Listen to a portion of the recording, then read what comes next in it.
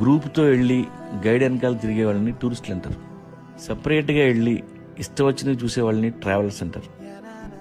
ఈ రెండు కాకుండా వేరే బ్యాచ్ ఉంది, వాళ్ళని ఎక్స్ప్లోరర్స్ అంటారు.